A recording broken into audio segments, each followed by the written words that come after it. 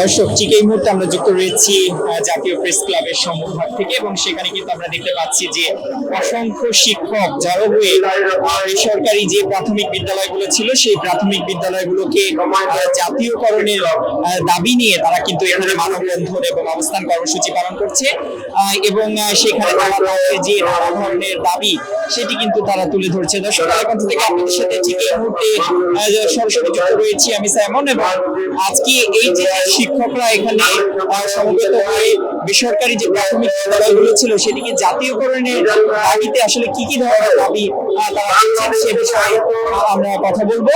তবে তার পূর্বে যে বিষয়টি জানিয়ে রাখা হচ্ছে, এই যে শিক্ষকরা এখানে জড়ো হয়েছেন, এই শিক্ষকদের সাথে একত্রতা প্রকাশ করার জন্য আমরা ইতিমধ্যে জানতে পেরেছি যে বাংলাদেশ জামায়াত ইসলামীর অন্যতম যে একজন নায়েবে আমির দেলাওয়ার হোসেন সাঈদীর পুত্র শামীম সাঈদী, তিনি এখানে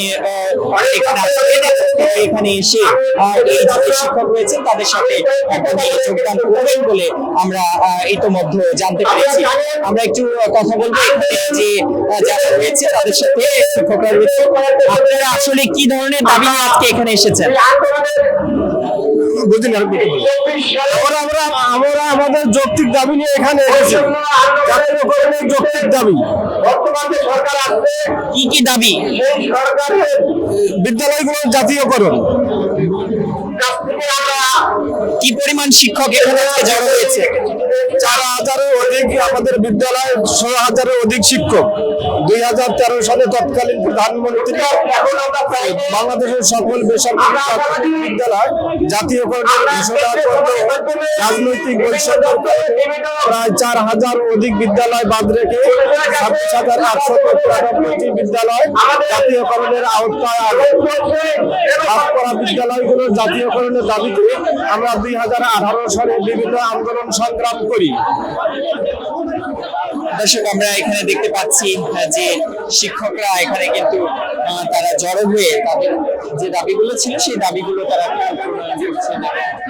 সেটি দেখতে পাচ্ছি, এবং আমরা দেখছি যে শিক্ষকরা কিছুটা বাদ বিতরণ দিয়েছেন এবং সেটি লক্ষ্য করছি। আমরা আরো একজনের সাথে যারা কথা বলতে চাই, আসলে কি ধরনের দাবি নিয়ে আপনারা এখানে এসেছেন? কি কি দাবি নিয়ে এসেছেন এখানে?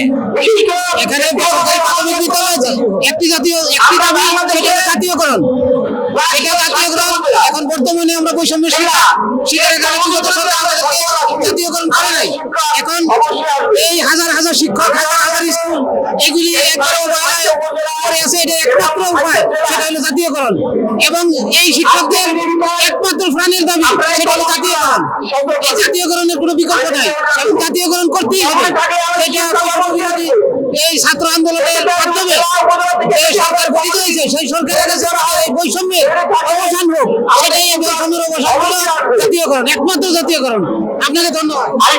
দর্শক, যেমনটি শুনছিলাম যে শিক্ষকরা সমবেত হয়েছে, তারা যে মানববন্ধন কর্মসূচি পালন করছেন সেখানে তারা কিন্তু তাদের যে বেসরকারি যে প্রাথমিক বিদ্যালয় সেটিকে জাতীয়করণের যে দাবি সেটি তারা তাদের হচ্ছে, এবং সেটি পাচ্ছি। সেখানে কিন্তু আমরা দেখছি যে অসংখ্য শিক্ষক এখানে জড়ো হয়ে তাদের যে তারা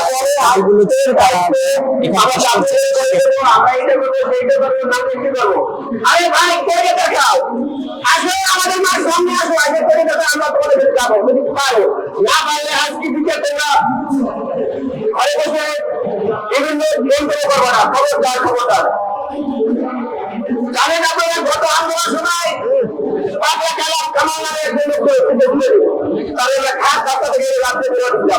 তারপর থেকে ঢাকায় আমি দেখতে থাকি। এইভাবে প্রত্যেক ঢাকা থেকে ঢাকায় যদি কোনো লোক জ্বালানি করতে ঢাকায় আসে আমাদের করতে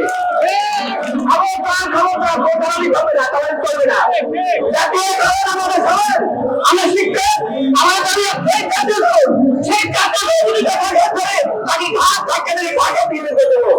আমি সামনে পাই।